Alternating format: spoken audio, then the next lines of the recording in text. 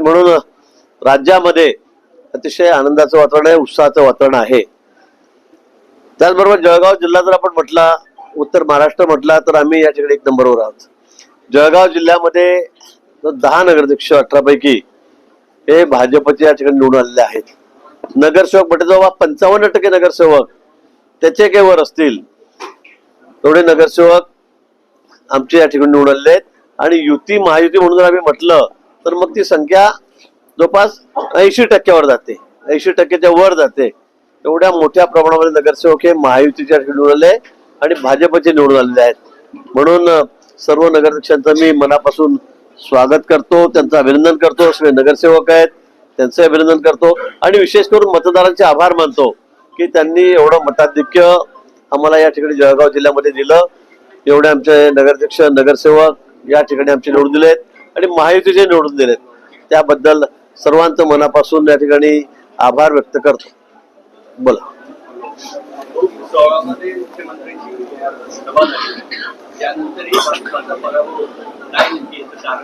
काही स्थानिक कारण लागू असतात, काही जातीवादाचे समीकरण असतात, कार्यकर्ते कुठेतरी मला वाटतं आपण बिनविरोध करतो त्यामुळे थोडं गाफील राहतो, ते एक त्याच्या मागचं कारण आहे आणि असे अनेक कारण आहेत.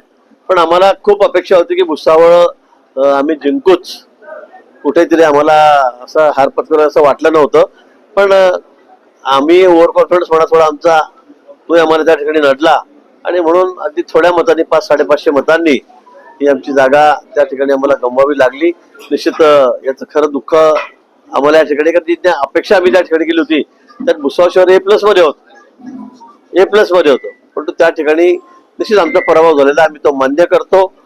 पुन्हा ज्यांनी आम्हाला मतदान केलं त्यांचे आम्ही मनापासून त्यांनी आभारी व्यक्त करतो. नगरसेवक आमचे चांगले निवडून आलेले आहेत, सायझेबल आहेत. पण किती आले तर तिथे 27 भाजपचे नगरसेवक त्या ठिकाणी निवडून आलेले आहेत. जे नगराध्यक्ष आले त्यांचे फक्त 2 नगरसेवक निवडून आलेले आहेत. किती 16 आहेत नगराध्यक्षांचे, 16 आहे आपले 27. त्यांचे महाआघाडी 16 लोक त्या ठिकाणी निवडून आलेले आहेत. त्यांच्या आघाडीमध्ये 16 लोक त्यांचे आलेले आहेत. आमचे 27 नगरसेवक त्या ठिकाणी निवडून आले आहेत, पण भाजपचे कमळावर. पण या ठिकाणी आम्ही निश्चित या गोष्टीचा आम्हाला दुःख आहे की नगराध्यक्ष आमचे 600 मतांनी, फक्त जवळपास 550-600 मतांनी आमचा पराभव झालेला आहे ना, मी तो मान्य करतो. बघायला गेलं ग्रामीण लोकसभामध्ये जे विचार करायला गेलं, वरणगाव असो, मुक्ताईनगर असो या यावल असो, या ठिकाणी आपली देखील सीट नव्हती. यावलला आम्ही त्या ठिकाणी हारलो. तिथे जातीय समीकरण, थोडं धार्मिक समीकरण असं आहे की त्या ठिकाणी जिंकणं फार कठीण आहे. तरी पण आम्ही खूप प्रयत्न केलेत. आमचे नगरसेवक चांगले त्या ठिकाणी निवडून आलेत, पण आम्ही नगराध्यक्ष आमचे निवडून आलेले नाहीत. ही वस्तुस्थिती आहे, आम्ही तेही मान्य करतो. वरणगाव मध्ये नगरसेवक आमचे चांगले आलेत. 21 पैकी 15 नगरसेवक आमचे त्या ठिकाणी निवडून आलेले आहेत. पण नगराध्यक्षाला आम्ही त्या ठिकाणी कमी पडलो, म्हणजे हारलोय आम्ही त्या ठिकाणी, आम्ही तेही मान्य करतो. पण ते आमचाच कार्यकर्ता सुनील करमंडे, त्याचा खूप आग्रह होता आणि मग तो म्हणला की नाही भाऊ मी पक्षच उभा राहील. मी त्याला खूप थांबवण्याचा प्रयत्न केला, पण तो म्हणजे तुमचाच आहे, तो उभा राहिला आणि तो त्या ठिकाणी लोकांनी त्याला कौल दिलेला आहे. तो सकाळपासून म्हणजे निवडून आल्यापासून कमळाचा वक्तव्य घालून फिरतोय. तुम्हीच मला सांगितलं की तो कमळ घालून फिरतोय. तो म्हणला मी कमळाचाच आहे, भारतीय जनता पक्षाचाच कार्यकर्ता आहे आणि पुन्हा भारतीय जनता पक्ष जाईल. पण त्याची मिरवणूक सुरू असल्यामुळे त्याचे मला पुरालं की भाऊ खूप लोक आहेत, आता लोकांनी मला अपक्ष निवडून दिलेलं एकट्याला या ठिकाणी, तर त्यांचाही निरुत्साह होईल आणि म्हणून त्याची मिरवणूक सुरू आहे, म्हणून तो आला नाही. पण थोड्या वेळामध्ये तोही या ठिकाणी येईल. मुक्ताईनगरच्या बाबतीमध्ये तुम्ही मला विचारलेलं आहे. मुक्ताईनगर खरं म्हणजे तिथे युती व्हावी अशी माझी इच्छा होती. मी चंद्रकांत पाटील तिथले आमदार, त्यांचं माझं बोलणंही झालं होतं. 8-9 जागा म्हणजे 50% किंवा त्यापेक्षा 51% जागा द्यायला ते आम्हाला तयार होते. पण रक्षाताईंचा खूप आग्रह होता की नाही आपल्याला स्वबळावर लढवायचं आहे. त्यांचा आग्रह होता, त्यापेक्षा त्यांच्या घरून बाबाजींचा फार आग्रह होता. त्यांनी तिकीट घेतले. त्यांनी सगळे उमेदवार जवळपास 90%, 95%, 99% सगळे राष्ट्रवादीचे त्या ठिकाणी तिकिटावर उभे केले आणि दुर्दैवाने आम्हाला मोठा पराभव त्या ठिकाणी पत्करावा लागला. ही वस्तुस्थिती आहे. आणि लोकांना आजकाल हेही झालं की तुम्ही घरातल्या घरात प्रत्येक वेळेला सगळेच पक्ष बदलाल, सगळेच पक्ष ठेवाल, या पक्षाचा उमेदवार झाला की सगळे त्याच पक्षाचं काम कराल, भाजपत आला की सगळे राष्ट्रवादीचे तुम्ही प्रमुख नेते, राज्यातले आमदार तुम्ही पुन्हा कमळाचा प्रचार कराल, कधी धनुष्यबाणाचा कराल. म्हणजे ही जी सगळी तुमची दोहरी नीती आहे जिल्हाभरामध्ये, लोकांना आता ती मान्य नाहीये. लोक तर सगळे ओळखून झालेले सगळ्यांना की बाबा हे करतात काय उद्योग. आणि म्हणून मला वाटतं आमच्या पराभवाचं खरं कारण हे एकदाच खडसेच आहे. त्यांनी सांगितलं की आमच्या परिवाराची लढाई आहे. बाबा पक्षामध्ये कसला परिवार आला? तुम्ही प्रत्येक वेळेला निवडणूक आल्या की परिवारामध्ये ऍडजस्टमेंट करतात. लोकांनी त्यामुळे ही भाजपला नाही, ही खडसे परिवाराला चपराक दिलेली आहे असं म्हणेल.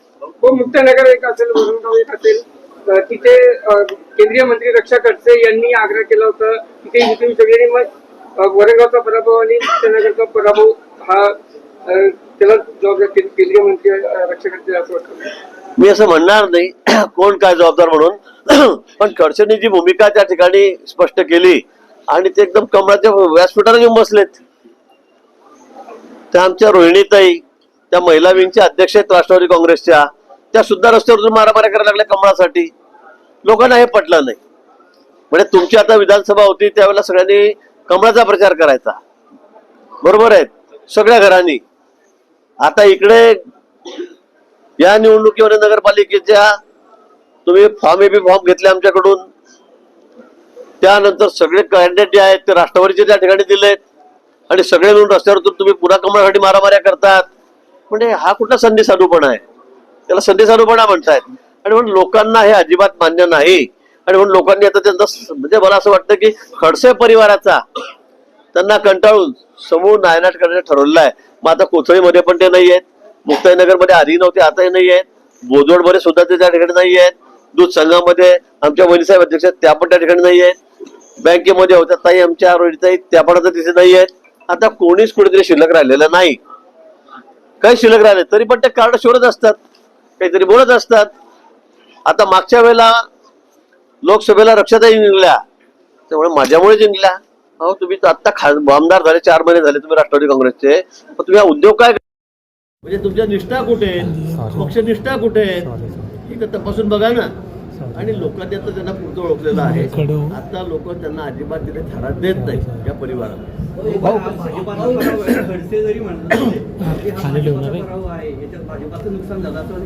वाटतं ना, नाहीतर आम्ही चंद्रकांत पाटील आम्ही लढला तर 9 जागा द्यायला तयार होतो, 18 पैकी 17 पैकी. त्यामुळे तुम्ही 9 जागा घ्या. त्यांनी मला सांगितलं होतं, मी मान्य केलं होतं. मुंबईच्या मिटिंगमध्ये सांगितलं की तो युती करायला चंद्रकांत पाटील तयार आहेत, आपण अर्ध्या जागा घ्या, इथे आपल्याला शक्य नाही, आपल्याजवळ कॅन्डिडेट नाही. खडसेंनी राष्ट्रवादीचे सगळे लोक त्यांच्याकडे घातले, लोकांना ते मान्यच नव्हतं. आपले त्यांनी त्याचे लोक घातले. तिकीट भाजपचे, कमळ चिन्ह आणि कॅन्डिडेट राष्ट्रवादीचे खडसेंचे, एकनाथ खडसेंचे. हे कसं शक्य आहे? निष्ठावांना सगळ्यांना बाजूला टाकून दिलं. पण तुम्ही असं करू शकत नाही. आमचा पक्ष काही एवढा असं काही ऐरागेरा पक्ष नाहीये की तुम्ही दुसऱ्या पक्षाचे लोक आमच्या पक्षाच्या तिकिटावर तुम्ही त्या ठिकाणी उभं कराल. आणि म्हणून लोकांनी त्यांना धडा शिकवलेला आहे मला असं. त्या ठिकाणी निवडणूक हातात घेतल्यानंतर भाजपचे निष्ठावंत कार्यकर्ते होते, त्यांनी शिवसेना शिंदे गटाला अंतर्गत पाठिंबा दिला. नाही, मला नाही वाटत. भाजपचे सगळेच कार्यकर्ते बघा, कांडेलकरांपासून फडकेंपासून कुलकर्णी सगळे 24 तास म्हणजे अगदी 20 तास त्यांच्या बंगल्यावर होते, त्याच्याकडेच थांबलेले होते. केला त्यांनी प्रचार. आम्ही कमळ म्हणून प्रचार केला. मी सुद्धा त्या ठिकाणी जाऊन आलो कार्याचं उद्घाटन केलं, जाऊन आलो. तर माझ्याकडे 53-54 नगरपालिका होत्या उत्तर महाराष्ट्रात. सगळ्या ठिकाणी मला जाणं झालं होतं, म्हणून मला तिथे फार वेळ देता आला नाही. आणि तिथे जसं दुसरीकडे पण मी कुठे असं फार रावेरला एकदा गेलो, यावलला एकदा गेलो, चोपड्याला एकदा गेलो. सगळ्या मतदारसंघामध्ये मी फक्त एकेकाच गेलो. त्यामुळे हा कुठे प्रश्न येत नाही की कुठे काम केलं का नाही केलं. पण लोकांना ही गोष्ट खटकली, जुन्या लोकांना, निष्ठावान लोकांना, की आम्ही इथे वर्षानुवर्ष लढतो पक्षासाठी आणि या महाशयांनी खुशाल ते बी फॉर्म ताब्यात घेऊन टाकले आणि स्वतःच्याच कार्यकर्त्याचे जे दररोज पक्षाला शिव्या घालतात, देवेंद्रजीबद्दल अर्वाच्य बोलतात, मोदीजींबद्दल अर्वाच्य बोलतात, अशा लोकांना त्या ठिकाणी कमळाच्या तिकिटावर उभं केलं गेलं. मला वाटतं खडसेमध्ये जर त्याची एवढी ताकद होती, एवढा परिवार पण त्यांनी राष्ट्रवादीला उभं करायचं होतं. तिथे राष्ट्रवादीला उभं करायचं होतं आणि मग बघितलं असतं किती लोक निवडून येतात. ते भाजपाने सपोर्ट केला नाही म्हणून आम्ही पडलो असं. भाजपाने सपोर्ट केला नाही म्हणून आम्ही पडलो. तर किती हास्यास्पद विधान आहे त्यांचं. म्हणजे मला आता विधाकडे मग हसावं करावं ते समजत नाही. तुम्हाला एबी फॉर्म दिले, तुम्ही सगळे लोक उभं केले, मी प्रमुख लोक सांगितलं आमचे सगळे त्यांच्याबरोबर रात्रंदिवस हजर होते. लोकांना नाही रुचलंय, मतदारांना हे रुचलंच नाही, हे आवडलं नाही की हा माणूस किती दुटप्पी आहे. प्रत्येक वेळेला पक्ष बदलतो, प्रत्येक वेळेला चिन्ह बदलतो, आयडिओलॉजी बदलवतो, आपले विचार बदलवतो आणि ते आता चालत नाही. लोक आता इतके दूधखुळे राहिलेले नाही, इतके दूधखुळे राहिलेले नाही की तुम्ही म्हणाल तसं लोक करतील. आता लोकांनी त्यांना त्याची जागा दाखवलेली आहे, तरी पण काहीतरी ते रणगाणं गातील. भाजपने प्रचार नाही केला, यांनी प्रचार नाही केला, काय पण तुम्ही कशाला आले आमच्या पक्षात? तुम्ही जर आमच्या पक्षामध्ये आले नसते तर आज चित्र उलटं असतं त्या ठिकाणी, तुम्हाला सांगतो. पण यांना काय झालेले घाई, इकडे पक्षात घुसायची घाई झालेली यांना, त्यामुळे दुर्दैवाने आमचा पराभव त्या ठिकाणी झाला. हो, संजू भाऊ इथे आहेत. ज्या भुसावळची जी जागा असेल किंवा वरणगावची जागा असेल, संजू भाऊंच्या मतदारसंघातली होती, तिथे सुनील काळेंनी भाजपाने तिकीट दिलं म्हणून बंडखोरी केली. मग तिथे पुढे कमी पडलं का भाजप? त्यामुळे या 2 जागा गेल्या का आपल्या भुसावळ वरणगाव? बघा, असं काही ना काही कमी जास्त पडतो. तिथे स्थानिक लोकांना काही त्यांचे विचार वेगळे असतात, काही थोडेसे वेगळे समीकरणं असतात, त्यामुळे कमी जास्त हा तिकडे मतदान होत असतो. जय पराभव होत असतो. ते राजकारणामध्ये सगळे एकदम कंटिन्यू सगळ्या ठिकाणी आपण निवडूनच येऊ असं नाही. आता वर्षभरापूर्वी मोठ्या मताधिकारी भुसावळमध्ये संजय भाऊ निवडून आलेले होते, पण तुम्हाला माहिती आहे तिथे जातीय समीकरण थोडंसं कसं झालं थोडं सामाजिक, त्यामुळे फटका आम्हाला दिवशीत त्या ठिकाणी बसला. अतिशय कमी मतांनी आम्ही त्या ठिकाणी हारलो आहोत. हो, हे सगळे मंत्र्यांचे उमेदवार पडलेले आहेत, तर तरी मंत्र्यांबाबत नाराजी आहे काय? नाही, मी तेच सांगितलं, मी तेच म्हणतोय की इथेच नाही, अनेक ठिकाणी मंत्र्यांच्या घरचे लोकही पडले, जवळचे नातेवाईकही पडले, प्रमुख कार्यकर्त्यांच्या मतदारसंघात मला हार पत्करावी लागली. त्यामुळे त्यांच्याबद्दल नाराजी आता एकाच निवडणुकीत होता येत नाही. जिल्हा परिषदेची परिस्थिती वेगळी असते, नगरपालिकेची वेगळी असते, महापालिकेमध्ये वेगळी असते, ग्रामपंचायतमध्ये वेगळी असते. त्या ठिकाणचं सगळं समीकरण बघून, सगळे जातीय समीकरण बघून या छोट्या निवडणुका असतात, या होत असतात आणि म्हणून कधी कधी त्यावेळेला आपल्याला मारही बसतो. चंद्रपूरमध्ये भाऊ भाजपचा जो आहे काँग्रेसने पराभव केलेला आहे. मुनगंटीवारांनी या पराभवाचं कारण असं म्हटलं की मला मंत्रिपद दिलं नाही, त्याच्यामुळे त्याचा हा परिणाम झाला असं ते बोलत आहेत.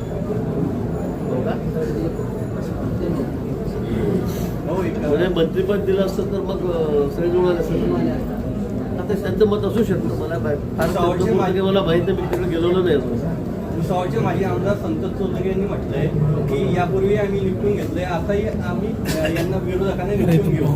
काय कुणाला